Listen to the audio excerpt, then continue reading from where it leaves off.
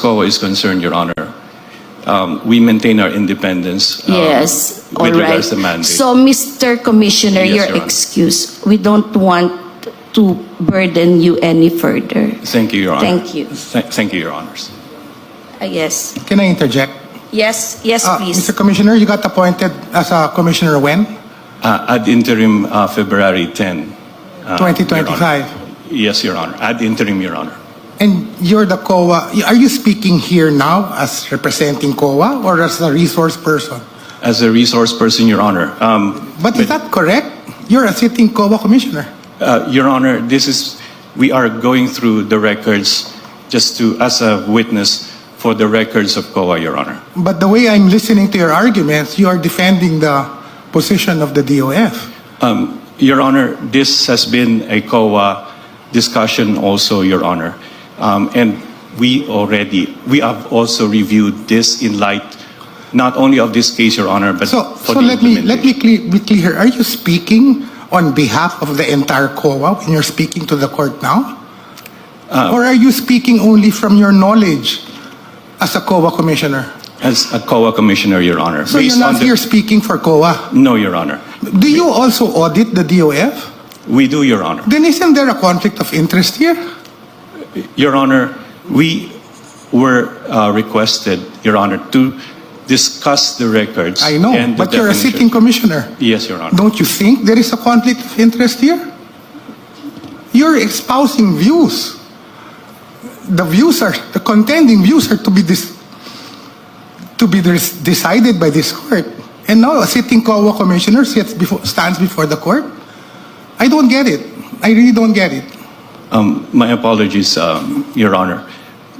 I was requested to discuss the contents of the COA report, and objectively, this is part of our records, and we make the statement, Your Honor, based on this. But you were not COA commissioner at the time these COA reports were made, right? Yes, Your Honor. But we have the records, Your Honor, and just a matter of explaining what they contain, Your Honor. Except that you're wearing too many hats. What hat are you wearing? We apologize, Your Honor. I apologize, Your Honor. Brothers in southern Mindanao. Yes, but like the other programs, under the unprogrammed appropriations, the 2024 GAA already has an item under the Office of the Presidential Advisor on Peace, Reconciliation, and Unity for this purpose, which is 459 million plus. We're flashing it on the screen. What is the need for additional 688 million plus budget under the unprogrammed appropriations? Is the peace process part of the mandate of PhilHealth? Again, Your Honor, I cannot speculate why Congress put such a project under the unprogrammed appropriations. Precisely, we are here, okay, Yes, Your Honor, but to evaluate whether the assignment of this item, the inclusion, is proper. Is it valid? Is it constitutional? Your Honor, it's just a list. The matter of actual availment will have to be determined by the implementing Yes, agency. but because of that list, 89 billion funds of the PhilHealth, minus the last remittance, was transferred to the National Treasury. Your Honor, again, this is a matter which should be addressed to the wisdom and the policy of the legislature.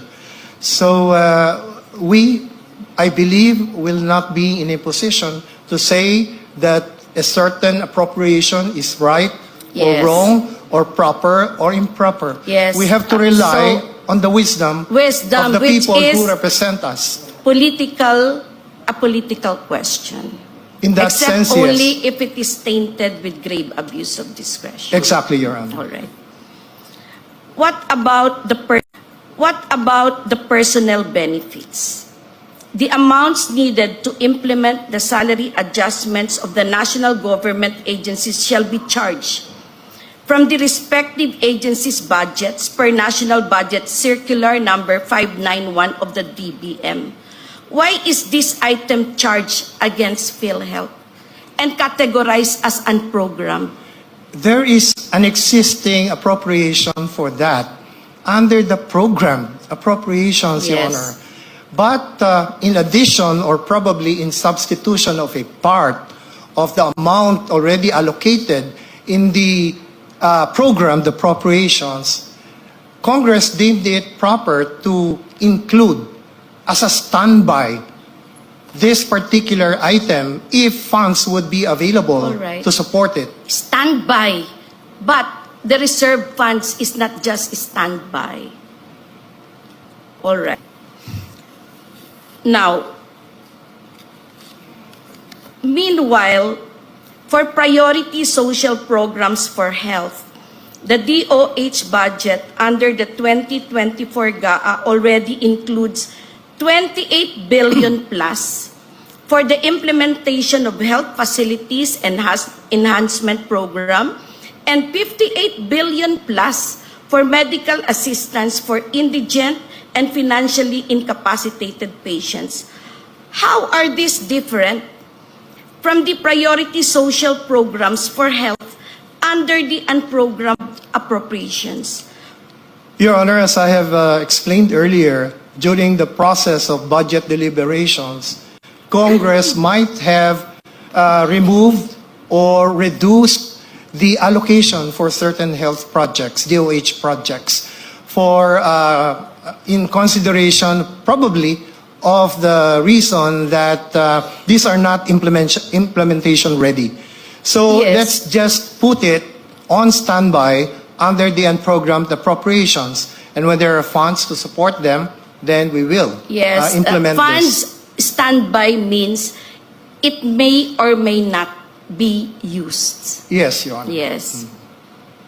But the reserve funds will always be used because people get sick and they need funds for their medicines, hospital expenses. And the hospitals and doctors also have to receive the reimbursement for their expenses. Otherwise, the quality of service to our Filipino people will suffer. Your Honor, that expense is taken care of by the accumulated income of the PhilHealth, its corporate operating budget, and in addition, its reserve funds. So Yes. all of these expenditures, Your Honor, have already been considered and taken into account before PhilHealth determined what was its fund Yes. balance. Yes, Mr. Solicitor General. But the DOF circular specifically mentions reserve funds. Fund balance, Your Honor, not reserve fund. In that is what you use later. But what is in the circular itself? Fund balance, Okay. not reserve fund. Yes, fund balance, reserve funds. We can call it another name. Yeah, but it is our Yes. position that they are different concepts, Your Honor. Fund balance from where? From the accumulated benefits. No, fund balance we're speaking in terms of the generalization of DOF Circular 003/2024. That circular does not refer only to PhilHealth, Yes. but to all Correct. GOCCs. But we're talking here how it affected PhilHealth. In the case of PhilHealth, Your Honor, there was this directive by the Congress in the exercise of its legislative powers and its power to appropriate to review and reduce PhilHealth's reserve fund on the basis of its historical Correct. expenses. So we're speaking And of the reserve remainder- funds. We're speaking of reserve funds. Yes, Your Honor. Yes. But